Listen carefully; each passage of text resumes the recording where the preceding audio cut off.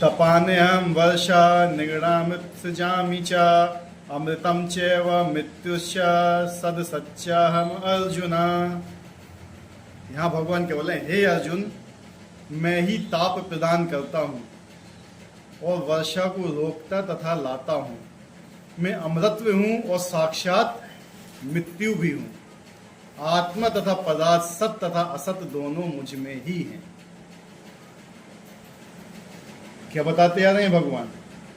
पिछले श्लोक में भी 12-13 चीजें बताई थी भगवान ने। भगवान अपने बारे में बता रहे हैं। क्या बता रहे हैं? अपने बारे में। इस श्लोक में क्या बता रहे हैं वो? मैं ही ताप प्रदान करता हूं। सूरज में ताप कहां से आता है? हैं? भगवान से। भगवान बोल रहे हैं इसमें, मैं ही ताप प्रदान करता हूं। मैं ही वर्षा को रोकता हूं और लाता हूं। और वर्षा नहीं होती है तो वो ही कौन करता है? भगवान करते हैं। वर्षा होती है तो भी कौन करता है? भगवान करते हैं। मैं अमृतत्व हूं। क्या बताए भगवान? मैं ही अमरता प्रदान करता हूं और मैं ही मृत्यु लाता हूं। आत्मा तथा पदार्थ यानी सत तथा असत दोनों मुझ में ही है। भगवान के अंदर ही है ये सब चीजें। कोई भी चीज भगवान से अलग नहीं है। सूरज के बारे में कितने लोग जानते हैं? सन। घर में लकड़ी जलती है, गैस जलती है, उस पर खाना बनता है, उसमें ताप कहाँ से आता है?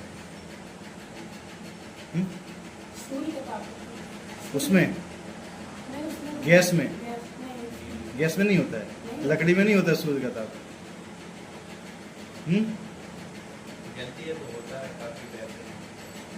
बताइए मुझे, सीधा सिंपल बात है।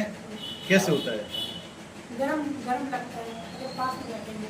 लकड़ी के अंदर से जो अग्नि निकल रही है या प्रकाश निकल रहा है आग से, तो उसमें भगवान की उपस्थिति कैसे होती है? बताइए आप हमें।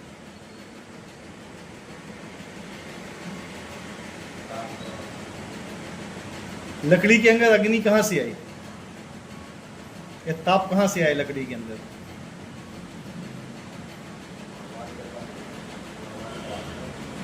भगवान की कृपा तो सबके ऊपर है, ठीक है। महसूस करना आना चाहिए बस।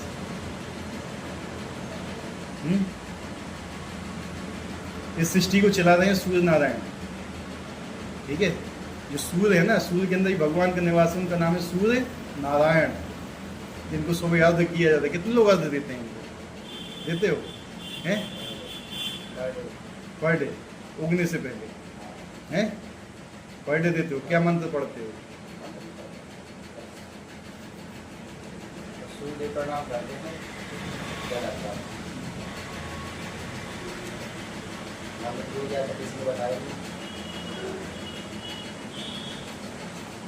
पूरी सृष्टि सूर्य से चल रही है। साइंस पढ़ी है? किसने पढ़ी है साइंस? पढ़ी है? अरे हाथ उठाओ यार, शर्म किस लिए कर रहे हो? साइंस पढ़ी है या नहीं पढ़ी है? हैं? सारी चीजों में ऊर्जा कहाँ से आती है? पेड़ के अंदर जो ऊर्जा आती है, कहाँ से आती है? पेड़ के अंदर ऊर्जा सूर्य से आती है ना। जिसकी लकड़ी में ऊर्जा आएगी, कहाँ से आएगी? जब जलेगी तो ऊर्जा कहाँ से आएगी? इतना सा सिंपल सा क्वेश्चन, इसमें भी ये बहुत बड़ी टेक्निकल लगाना है क्या? हैं? गैस कैसे बनती है? हैं? सूर्य के प्रकाश से।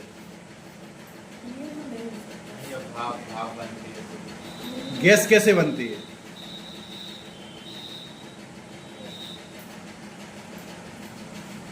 क्या यार, ना तो मटेरियल एजुकेशन जीरो, स्पिरिचुअल तो जीरो है ही। कहते हैं कि हम पढ़ाई कर रहे हैं इसलिए हम भगवत गीता क्लास में बताते। क्या खाक पढ़ाई कर रहे हैं क्या घर पे? और क्वेश्चन आ गया कि गैस कैसे बनती है, एलपीजी, तो वो भी जीरो। यही पढ़ाई होती है घर पे? सुनील, यही पढ़ते हैं ट्यूशन में जाके? हैं? वो कैसे बनती है मीथेन? क्या? मैं एलपीजी की बात कर रहा हूँ। मैंने 9th में पढ़ा था। 9th पढ़े हुए मुझे 25-26 साल हो गए, ज़्यादा 30 साल हो गए 9th पढ़े हुए। 9th में है ये। कितनी क्लास में पढ़ रहे हो?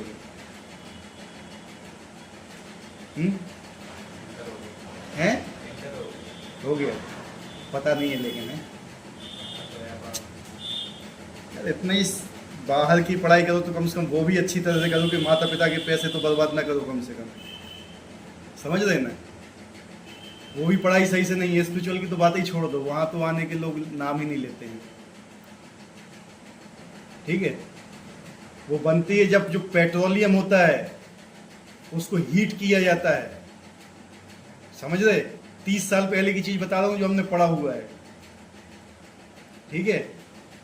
वो हर एक स्तर पे आके कहीं पेट्रोल बनता है, कहीं डीजल बनता है, कहीं पॉलीथीन बनती है, सबसे ऊपर जाके जब मीथेन गैस बनती है वहाँ ब्यूटेन भी बनती है, सब कुछ बनती है गैस जो जलती है।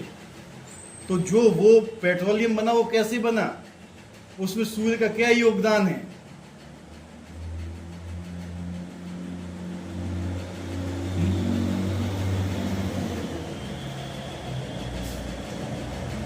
जीरो बटे समझना चाहिए।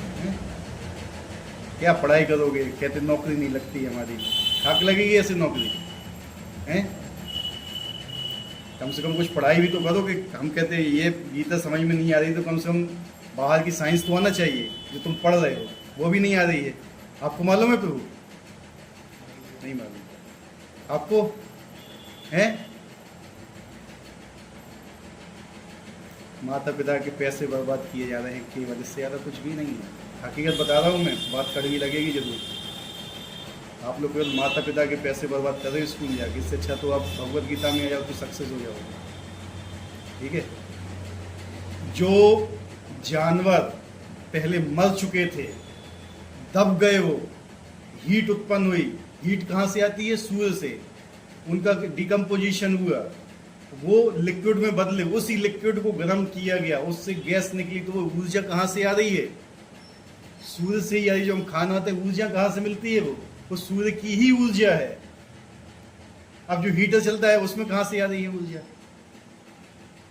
वो सूर्य की है, किसी चीज की है? हीटर जलता है जो ये लाइट जल रही है, ये किसकी है? कैसे है सूर्य की?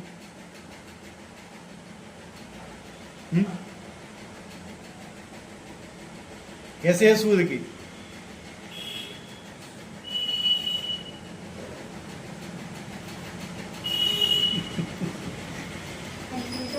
यार एक चीज बताएं प्रभु आप लोगों को, जब तक बेसिक क्लियर नहीं हुआ तो गीता के खाक समझ में आएगी आप लोगों को?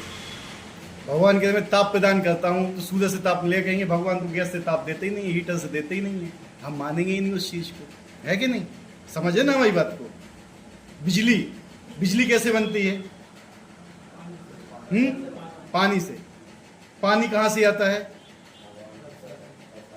कहाँ से आता है? बारिश से। कौन लेके आता है पानी? है? बादल, बादल आता है ना। बादल कैसे बनता है?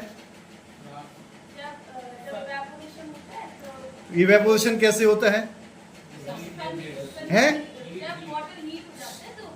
नहीं, किससे होता है? सूरज। समझ रहे ना? तो गहराई में जाना चाहिए। तो बिटिया देखो कितना अच्छी तरह पढ़ी हुई है, उसने माता पिता के पैसे बर्बाद नहीं किए उसने। ठीक है? हकीकत है प्रभु ये। बैठिए प्रभु। तो यही है कि जो भी ताप हमें मिल रहा है, जो भी रोशनी हमें मिल रही है, कहते हैं भगवान तो सूरज से अकेले देते हैं, तो ये लाइट जल रही है ये भी भगवान की ही रोशनी है। और सूरज में रोशनी कहाँ से आती है? हैं? कहाँ से पढ़ लिया ये? मैंने ये बताया भगवान के नेत्रों से।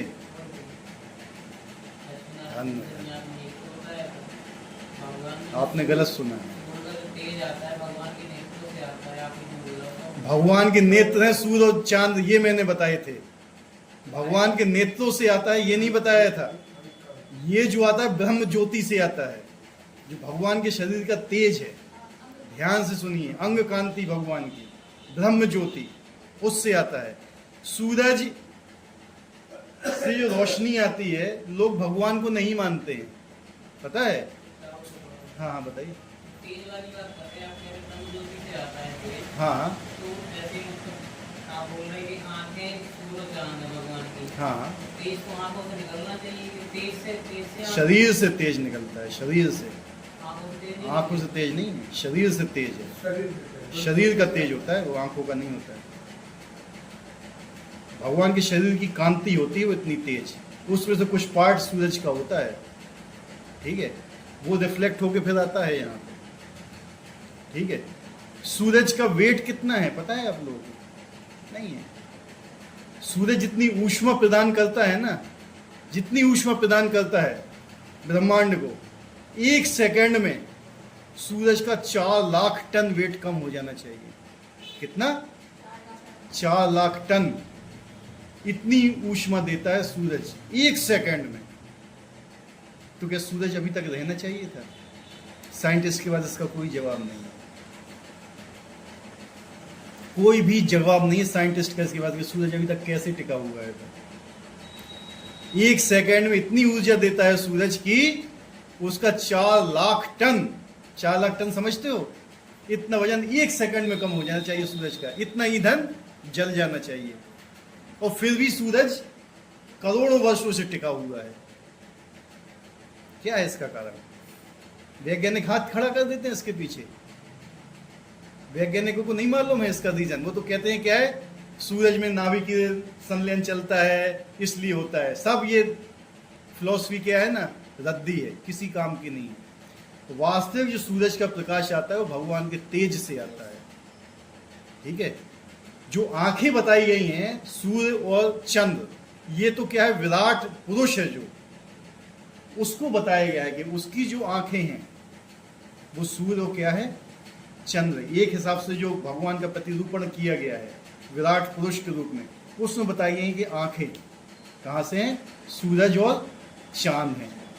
लेकिन जो तेज आता है भगवान के शरीर से आता है, ठीक है, ब्रह्म ज्योति। तो यहाँ क्या बताया कि भगवान क्या बोले, मैं ही ताप प्रदान करता हूँ। जो भी तुम्हारे घर में खाना पीना बनता है, जो भी तुम्हें हीट की जरूरत पड़ी, जो तुम्हारे शरीर के अंदर जो हीट है, वो ताप कहाँ से आता है, भगवान से, ठीक है। उसके अलावा ऊष्मा या रोशनी प्रदान करना किसी के बस की बात नहीं है, कोई नहीं कर सकता है। अगर आप दिन में सुबह उठते भी हो, सूरज की रोशनी से जो काम करते हो, सूरज नहीं निकले तो कितना काम करोगे आदमी, बताओ, है कोई करेगा काम? कहते हम तो अपनी कमाई खाओ, है। शरीर के अंदर जो शक्ति आदि कौन दे रहा है? दे रहे हैं, राइट रॉन्ग? और फिर ये अपनी कमाई कैसे खा रहे हो? किसकी कमाई खा रहे हो? भगवान की खा रहे हैं ना। लेकिन हम तो अपनी कमाई खा रहे हैं, हम कर रहे हैं। लेकिन ये कोई नहीं मानता। मानता ही तो नहीं है भाई, तो यही तो बात है, यही तो तुम लोग को सिखाया जा रहा है कि लोगों को कम से कम समझाओ कि मानो ऐसी चीजें ये है, लेकिन वो मानते ही नहीं है, ठीक है। और सूरज से ही हवा चलती है, जो सांस तुम लेते हो ना, ये भी कंट्रोल सूर्य ही करता है। जितने ये ऋतु के चक्कर, ये भी सब सूर्य ही कंट्रोल करता है। हर चीज कंट्रोल सौर चक्र में आता है। बारिश हो रही है, सर्दी हो रही है, गर्मी हो रही है, कैसे? सूरज से दूरी हो गई तो सर्दी हो गई, सूरज के पास आ गए तो गर्मी हो गई, और बारिश हो रही तो बारिश हो गई। यही है ना, सब नियंत्रण कौन कर रहा है? और सूर्य को कौन नियंत्रण कर रहा है? भगवान नियंत्रण कर रहे हैं। भगवान की शक्ति, ठीक है, नियंत्रण कर रही है सूरज को। सूरज अपने आप से नहीं चल रहा है। सूरज को इतनी भी छूट नहीं है कि 1 मिनट लेट उठ जाए, उदय हो जाए, 1 मिनट लेट अस्त हो जाए। लेकिन हमारा कोई निश्चित नहीं है, हम तो 10 बजे सो के उठेंगे। सूरज को उठने दो यार, हम तो सूरज से बड़े हैं, क्या है वो, है कि नहीं है? तो हम उठते हैं कितने बजे? कोई समय- सूर्य उदय के बाद, ठीक है। ऐसे कोई समय नहीं रहता। क्यों नहीं है समय? क्योंकि हम अपने को स्वतंत्र मानते हैं। लेकिन सूर्य इतना पावरफुल होते हुए अपने आप को स्वतंत्र नहीं मानता है भगवान से। वो कहता है कि भगवान के अंडर में हूं। जब तक आप भगवान के अंडर में नहीं रहोगे, या जब तक आप किसी के अंडर में नहीं रहना चाहोगे, जब तक आप प्रसन्न नहीं हो सकते। सीधी सिंपल बात है, 100% बात बता रहा हूं। अगर आप किसी के अंडर में नहीं रह रहे हो, आप जिंदगी में कभी प्रसन्न नहीं रह सकते, कभी नहीं रह सकते हो, जब तक आपने किसी को शरणागति नहीं ली हुई है। गुरु की शरणागति, भगवान की शरणागति, जब तक नहीं लिए आप कभी प्रसन्न नहीं रह सकते। आगे वर्षा को रोकते हैं और लाते हैं, ये किसका काम है? सूर्य लाता है, हैं? इंद्रदेव लाते हैं क्या? भगवान लाते हैं, तेरी कृपा हैं? आदेश से इंद्रदेव लाते चलो कुछ तो मालूम है। तो जितनी भी बारिश होती है इनके देवता कौन है? इंद्र। और वो किसके उस पे काम करते हैं? भगवान के नियंत्रण में काम करते हैं। भगवान के आदेश से, भगवान ने उनको पहले आदेश दे दिए हैं कि अगर यज्ञ होगा तो बारिश होगी, और यज्ञ नहीं होगा तो बारिश होगी लेकिन जरूरत से ज्यादा होगी या जरूरत से कम होगी। लोग कहते हैं हम तो थोड़ी यज्ञ कर रहे, भारी बारिश हो रही, देखो जे बहे जा रहे गांव के गांव, यही होता है। लेकिन जब यज्ञ से बारिश होती थी ना, तो बारिश इतनी होती थी जितनी जरूरत होती थी, नॉर्मल, उसमें ना तो नुकसान होता था और ना ही ज्यादा वो होता था, बर्बादी कुछ नहीं होती थी। सतयुग में जब बारिश होती थी ना, रात्रि में बारिश होती थी, दिन में आसमान खुला रहता था। जब सो जाते थे किसान तब बारिश होती थी, और जितनी जरूरत होती थी उतनी ही बारिश हो जाएगी और खत्म। आजकल जैसी नहीं बारिश होती थी। आज क्यों नहीं हो रही है ऐसी बारिश? क्योंकि आजकल यज्ञ नहीं हो रहे हैं। यज्ञ का मतलब क्या है?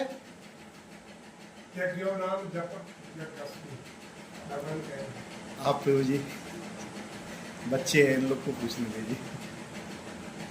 यज्ञ, हमें पता है आपको सब कुछ मालूम है, आप यहाँ बैठने लायक है, बल्कि हम यहाँ बैठे हुए, ठीक है।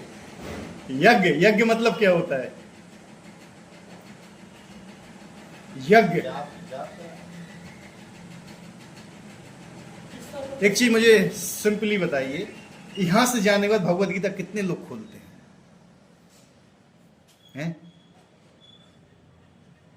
यही चक्कर है कि यहाँ पे 3 साल से आ रहे हैं लोग, उनको इतना ही पता नहीं कि यज्ञ किसे बोला जाता है। क्या मतलब होता है यज्ञ का? बताइए, आप बताइए, आप पढ़ते हैं भगवत गीता, यज्ञ का मतलब क्या होता है? हैं? ईश्वर को प्रसन्न करना। कैसे? हैं? यज्ञ द्वारा। तो वही तो पूछा हूँ, यज्ञ हैं? पूजा पाठ द्वारा। पूजा पाठ द्वारा। अजय प्रभु, यज्ञ मतलब क्या होता है? आप तो बता ही देंगे प्रभु, आप साधारण व्यक्ति थोड़ी हैं। क्या होता है प्रभु यज्ञ? यज्ञ हम जो करते हैं भगवान के पास पहुंचे, ऐसे हम देवताओं के पास। बेटा आप बताएंगे? भगवान की प्रसन्नता के लिए कोई भी कार्य किया जाता है, कोई भी कार्य, जो कार्य अगर भगवान की प्रसन्नता के लिए किया जा रहा है, वो सारे कार्य क्या होते हैं? यज्ञ होते हैं। चाहे उसमें जप हो, भगवान कहते भी है, हाँ, यज्ञ साक्षात भगवत के रूप, स्वयं भगवान ही यज्ञ है। जो भी चीज भगवान की प्रसन्नता के लिए की जा रही है, आप जप कर लो, आप कीर्तन कर लो, आप कुछ भी काम कर रहे हो, और वो भगवान की, अगर आप नौकरी भी कर रहे हो भगवान की प्रसन्नता के लिए, वो भी यज्ञ है। लेकिन कर रहे हो भगवान की प्रसन्नता के लिए तब, ठीक है। जो भी है, अगर भगवान की प्रसन्नता के लिए कर रहे हैं तो भगवान सब प्रिय है, ठीक है, भगवान की प्रसन्नता के लिए कर रहे हैं तब। लेकिन बात तो यहीं फंसती ना कि कितने लोग भगवान की प्रसन्नता के लिए कर रहे हैं? वही है ना चक्कर, तो यही तो, वो यज्ञ कैसे कहलाएंगे फिर? लोग कहते हैं कि भैया हमने इतना घी मंगा लिया, ये हवन कुंड है, वो एक यज्ञ की विधि है, लेकिन वो भी वास्तविक यज्ञ नहीं हो रहे हैं आजकल। मुंह में तंबाकू भर के क्या कोई मंत्रोच्चारण हो सकते हैं? नहीं। तो फिर क्यों? ये क्या है? दिखावा है। मेरा नाम, मैं यज्ञ करवा रहा हूं। भगवान की फोटो इतनी छोटी होगी पोस्टर में, खुद की फोटो इतनी बड़ी, उसमें खुद का नाम होगा, माता पिता का नाम होगा, समाज का नाम होगा, सबका, मैं यज्ञ करवा रहा हूं। ठीक है, उनका नहीं, उनसे कोई मतलब नहीं है, उनसे कोई मतलब नहीं है ना। यज्ञ होते हैं ऐसे दिखावे के लिए कलयुग में, ठीक है। लेकिन वास्तविक यज्ञ क्या है कि जो भी काम आप छोटे से छोटा भी काम कर रहे हो, अगर आप भगवान की प्रसन्नता के लिए, अगर आप इस सेंटर में आके झाड़ू भी लगा रहे हो ना भगवान की प्रसन्नता के लिए, तो वो भी यज्ञ है। समझ रहे हो? तो यज्ञ, ये जब यज्ञ होते हैं ना तो फिर यज्ञ से बारिश आती है, यज्ञ से बारिश होती है, ठीक है। और जब यज्ञ नहीं होते हैं तो अनियंत्रित बारिश होती है। कितनी अनियंत्रित, या तो सूखा पड़ेगा या फिर बाढ़ आएगी, ठीक है। लेकिन अगर यज्ञ होंगे और भगवान की प्रसन्नता के लिए काम होंगे तो सब कुछ मतलब बैलेंस में रहेगा। इतना पानी रहेगा कि आप प्यासे भी नहीं मरोगे, खेती के लिए पर्याप्त पानी रहेगा, सब कुछ रहेगा, कहीं किसी चीज की कमी नहीं रहेगी, ठीक है। तो भगवान क्या बोलते, मैं ही बारिश को रोकता हूं और मैं ही लाता हूं, ठीक है। उसके आगे मैं अमृतत्व हूं और साक्षात मृत्यु भी हूं। अमृतत्व मतलब क्या होता है? भगवान ही आपको जीवनी शक्ति प्रदान करते हैं। किसके माता पिता उसको सांस देते हैं खरीद के लाके? हैं? देते हैं ना, है कि नहीं? बहुत सी चीजें होती है जो माता पिता भी नहीं करते हैं अपने बच्चों के लिए, ठीक है, लेकिन भगवान देते हैं वो हर चीज। और मृत्यु भी ईश्वर। और मृत्यु किस पे आधारित है? नहीं, मृत्यु किस पे आधारित है?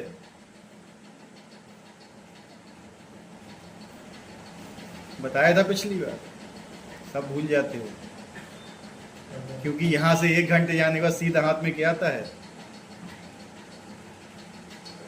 यह माया का बेटा, ठीक है। क्या है ये? यहां से बाहर गए तो सीधा कितने कॉल आए, कितने मैसेज आए, कितने व्हाट्सएप आए, वो यहाँ का सब जीरो। समझ रहे? यही एक चक्कर है कि हमारा जो एसोसिएशन है ना भक्तों से कम है, वो मोबाइल से ज्यादा है। जब एसोसिएशन भक्तों से ज्यादा होगा, मोबाइल से कम होगा ना, तब यहाँ की बातें समझ में आएंगी, नहीं तो नहीं आएंगी। आके बैठ जरूर जाओगे, समझ रहे, लेकिन संग नहीं होगा वो, ठीक है। एक सिंहासन पे राजा भी बैठता है और खटमल भी बैठता है। रूपा जी बोलते थे कि खटमल राजा नहीं होता है, ठीक है। यहां आके बैठने से भक्त नहीं हुआ जाता है, यहां आके बैठने से संग किया जाए तब आदमी भक्त कहलाता है। और जो इंस्ट्रक्शन होते हैं उसको फॉलो किया जाए। यहां से जाने का भगवत गीता कभी खुलती नहीं है, समझ रहे ना। ये तो उस हिसाब से जैसे बाहर की कथाएं होती है ना, वो कि हफ्ते भर कथा चलती है, बस उसके बाद हमें मतलब नहीं है कुछ, अपनी कथा दे दी, कह दी, और जो मिलना था उनने अपना चेक एक लिया, काम खत्म। तुम भक्त बन रहे हो, तुम सुधर रहे हो, तुम नरक में हो, कोई मतलब नहीं है किसी चीज का। लेकिन जो प्रभुपाद जी का आंदोलन है वो ऐसा नहीं है, ठीक है। उसमें प्रभुपाद जी की स्पेशल कृपा है। यहाँ पे जो भी होता है, यहाँ पे होता है केवल तुम्हारे उद्धार के लिए। यहाँ पे ये कोई नहीं है कि तुम यहाँ पे लाके कुछ करो, कुछ डोनेशन दो एक्स्ट्रा लाके, या कुछ अपनी तरफ से। तुम जो अपनी सेवा कर सकते हो वो करो, लेकिन कम से कम यहाँ आके जो बोला जाता है उसको सुनिए। मेन चीज यही है, यही होता है श्रवण। और आप श्रवण सही से करोगे तब सही है, अन्यथा यहां से गए, भूल गए, घर में खोला नहीं, व्यर्थ है। आप लोग क्यों भक्त नहीं बना पाते हैं पता है? क्यों लोगों को जोड़ नहीं पाते हैं? रीजन पता क्या है उसका? क्या है? हैं? बिल्कुल सही बात, क्योंकि खुद भगवत गीता नहीं पढ़ते हो। दूसरों को भगवत गीता दोगे क्या जब तुम खुद नहीं पढ़ते हो? ये बात सही कि नहीं? मालूम सही बात है कि नहीं? अगर जब तक आप खुद नहीं पढ़ोगे तो दूसरे को क्या बताओगे?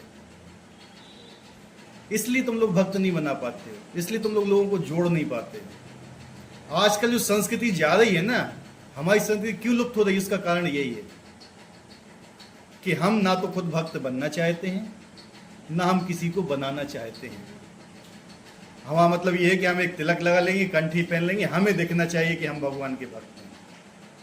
तो जबकि ये केवल दिखावा है, ऊपर से दिखावा, कि भैया हम कंठी धारण किए हुए 4 जन्म में नमस्कार कर रहे हैं बस, लेकिन अंदर से दीमक लगा हुआ है माया का। अंदर से हम खोखले हैं। अगर कोई एक श्लोक पूछ दे, एक श्लोक याद नहीं होगा। बाहर जाके बोलेंगे भैया तुम वहां कितने दिन से आए, हम 2 साल से जा रहे हैं। अच्छा एक श्लोक बता दो, तो है मालूम कहाँ पढ़ रहे हो, साग में मेरी और नाक कटवाओगे। समझे ना, यही होता है। अगर कोई बाहर पूछ देगा एक श्लोक बता दो, आप गीता डिस्ट्रीब्यूट कर रहे हो बाहर, उन्होंने कहा कि बताओ इस श्लोक में, इस अध्याय के श्लोक में क्या लिखा हुआ है, समझा दो मुझे। कितने लोग समझा पाएंगे मुझे बता दो। ये होती है जीव दया, इसके लिए तपना पड़ता है। जैसे भगवान खुद तप के आपको प्रकाश देते हैं ना, जब खुद तपोगे ना तब प्रकाश दोगे दूसरे को, ऐसे प्रकाश नहीं जाता है। आजकल भी स्कूल कॉलेज में कोई भगवत गीता पढ़ाता है? कोई नहीं पढ़ाता है, ना कोई पढ़ाना चाहता है, ना माता पिता भी नहीं चाहते कि मेरे बच्चे भगवत गीता पढ़ें। क्यों नहीं चाहते हैं बताइए? अज्ञानता तो बहुत आगे की बात है। क्यों नहीं चाहते हैं माता पिता? क्योंकि उनने आपको भगवान के लिए पैदा ही नहीं किया है, सीधी सिंपल बात। वो भगवान की सेवा के लिए ही पैदा नहीं किया है उनने आपको। वो कहते हैं कि बुढ़ापे में तुम मेरी लाठी बनो, भगवान जाए भाड़ में। किसने देखा भगवान को? बुढ़ापे में तुम मेरी सेवा करो। कितने बच्चे जो भगवत गीता नहीं पढ़ते हैं, वो कितने लोग सेवा करते हैं भगवान की? बता दो मुझे। कहते हैं भगवत गीता पढ़ लेगा तो भक्त बन जाएगा, घर छोड़ के चला जाएगा, माता पिता की सेवा कौन करेगा? है? लेकिन घर पे रह के कितने लोग सेवा करते हैं माता पिता की?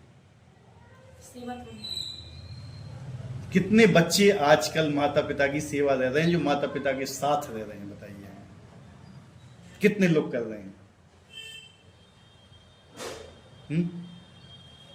कोई कर रहा है? कोई नहीं कर रहा है और ना करना चाहता है।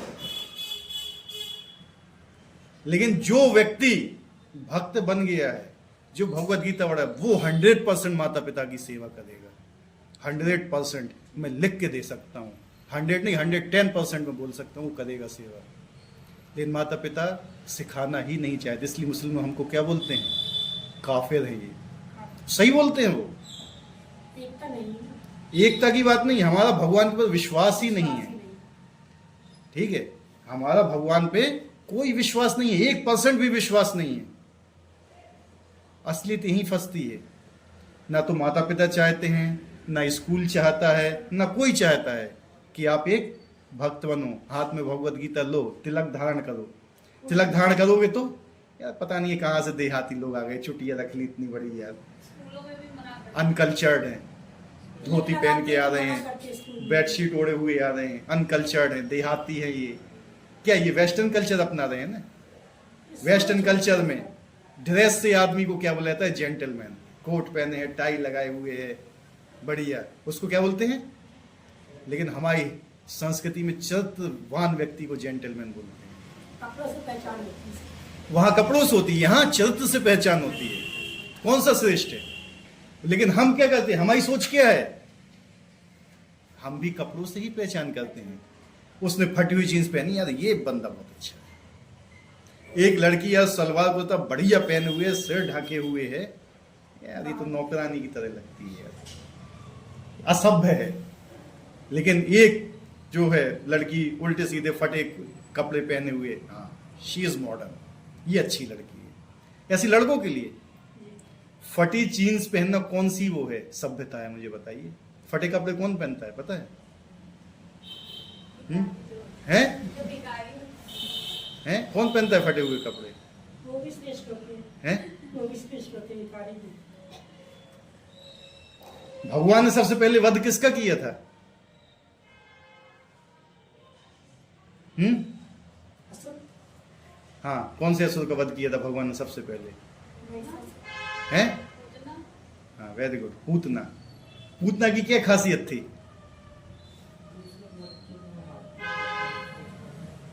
हैं?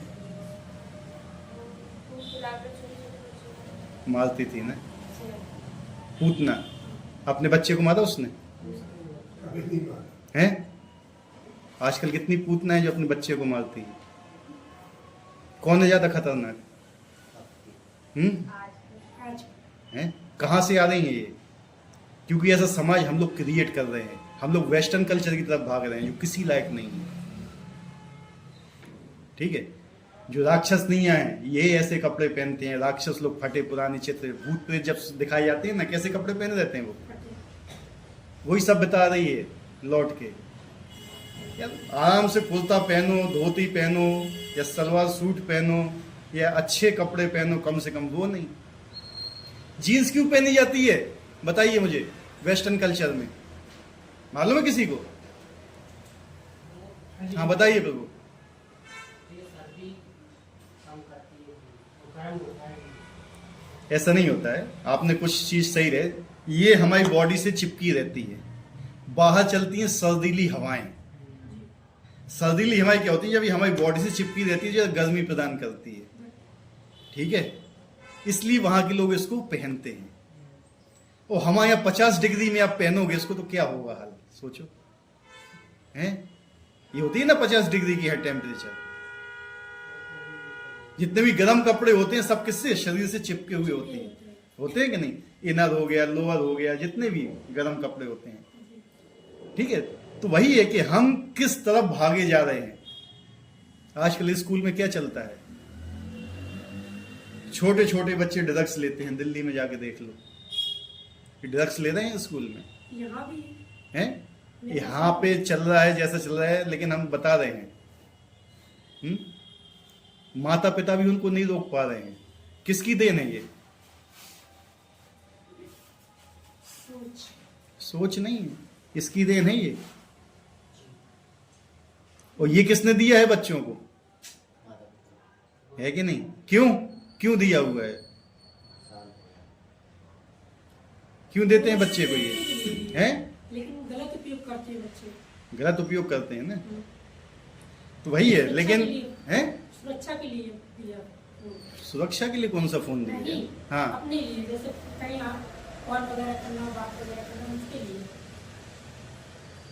आज से 25 साल पहले, 30 साल पहले जब मोबाइल नहीं हुआ करता था, तब सुरक्षा नहीं होती थी कि बच्चों की? फिर डाक चलता था, हैं? पत्र वगैरह चलता था। लोग आजकल इतने ज्यादा एडिक्ट हो गए हैं ना बच्चों के पीछे। भीम ने यही तो बोला था कि जब मैं गया तो मैंने देखा कि एक गाय अपने बछड़े को ऐसे चाट रही कि पूरा खून निकाल दिया उसने। समझ रहे बात को? ऐसी कलयुग के माँ बाप अपने बच्चे को इतना ज्यादा लाड़ प्यार करना चाहते हैं ना कि उनका कैरेक्टर ही नाश कर देते हैं, इसलिए नहीं भेजते हैं वो यहाँ पे। तो भगवान क्या बोलते हैं? ऐसे लोगों को मैं काल बन के आता हूं। भगवान के दर्शन तो सबको होते हैं जिंदगी के लास्ट में, जब शरीर छोड़ता है ना, या तो भगवान स्वयं आएंगे 15 दिन पहले से ऐसा या फिर वो मृत्यु के रूप में आते हैं। भगवान कहते हैं मृत्यु के रूप में सब कुछ हर के ले जाता हूं मैं, आप देना नहीं चाहोगे ना, मैं ले जाऊंगा सब। और यही होता है, आपने 10 मंजिला बिल्डिंग खड़ी कर ली, 100 एकड़ जमीन कर ली, 200 एकड़ 500 एकड़ जमीन, 10 फैक्ट्रियां खोल ली, क्या हुआ उसके बाद? एक कंकड़ भी नहीं ले जा पाओगे अपने साथ में, सब यहीं का धरा रह जाएगा।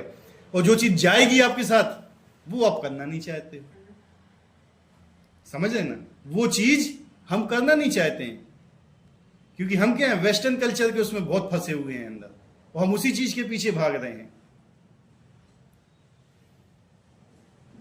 समझ रहे बात को? तो इन सब चीजों से कम आप लोग युवा वर्ग है, आप लोग को ये चीज सोचना चाहिए, और ये लोग दूसरों को भी आपको बताना चाहिए कम से कम कि जो हम जिस रास्ते पे चल रहे हैं वो रास्ता गलत और केवल अंधकार की तरफ ही लेके जाएगा। कभी भी आपको इसमें प्रसन्नता नहीं मिलेगी। भगवान कहते हैं आत्मा तथा पदार्थ, सत्य तथा असत दोनों मुझ में ही है। आत्मा और पदार्थ को सत्य तथा असत क्यों बोला गया है? असत मतलब क्या होता है? हैं?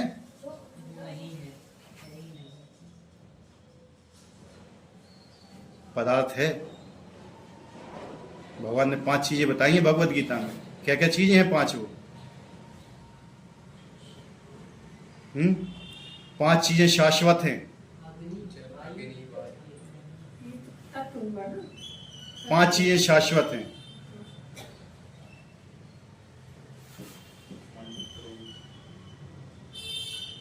तुम लोग तो बोले ही मत, ऐसे शर्म आती है।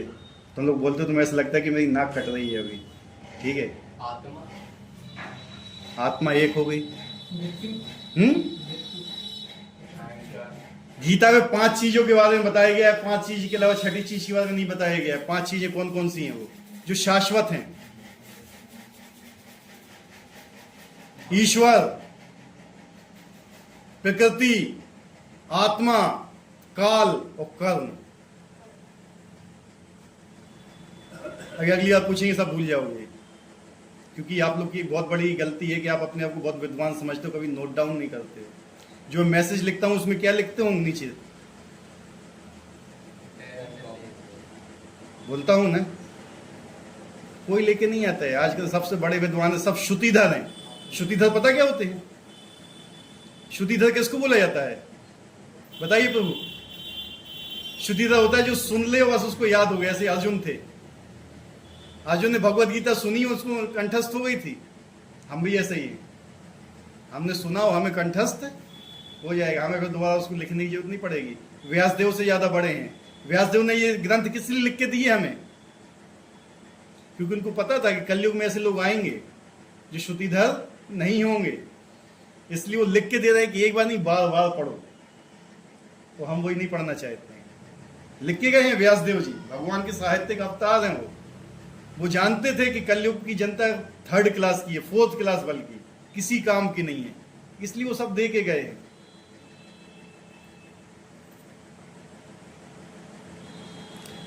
तो असत का मतलब क्या हुआ? अशाश्वत। क्या हुआ असत का मतलब? रिपीट कर दिया वैसे, पता है वो तो सही बोलेंगे तो मैं भी रिपीट कर दूं। जैसे आपने बताया तो सुझाव तो यही होना चाहिए। क्या होना चाहिए? आपने 5 चीजें शाश्वत बताई ना। सत का मतलब हुआ, सत का मतलब हुआ जो कभी डिस्ट्रॉय ना हो सके, जो डिस्ट्रॉय ना हो, असत है।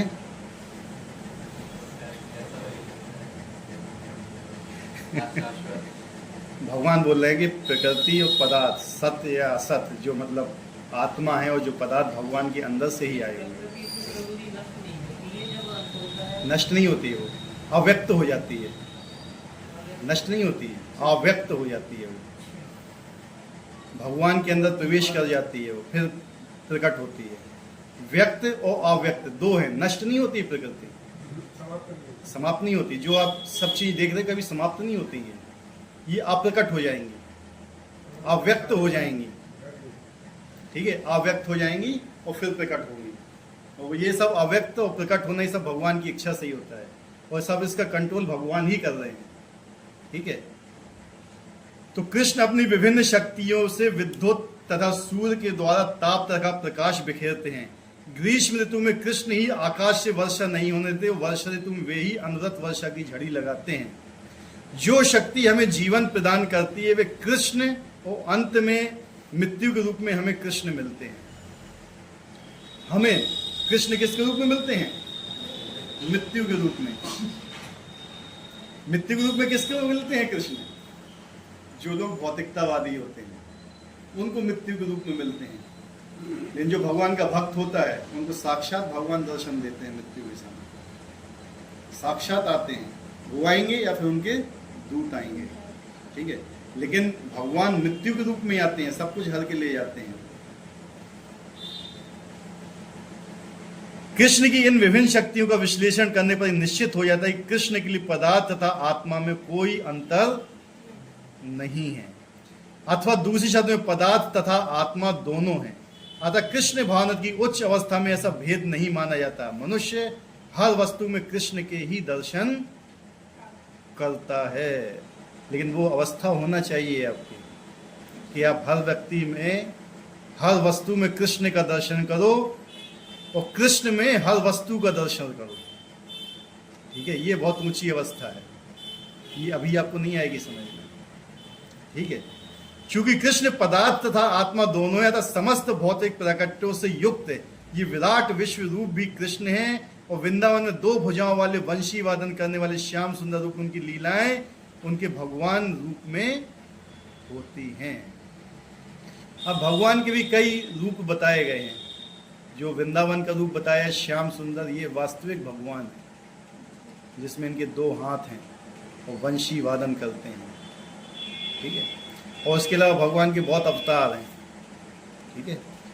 तो अवतार और भगवान में वैसे कोई ज़्यादा अंतर नहीं है, केवल 4 क्वालिटी हमने बताई थी जो अंतर होती हैं भगवान में, उनके अवतारों में। बाकी कोई ज़्यादा अंतर नहीं होता है, ठीक है। तो क्या समझ में आया आज?